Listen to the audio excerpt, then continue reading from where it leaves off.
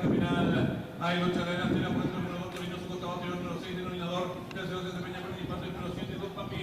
Desprende los últimos 300 metros finales, el número 2, Torino.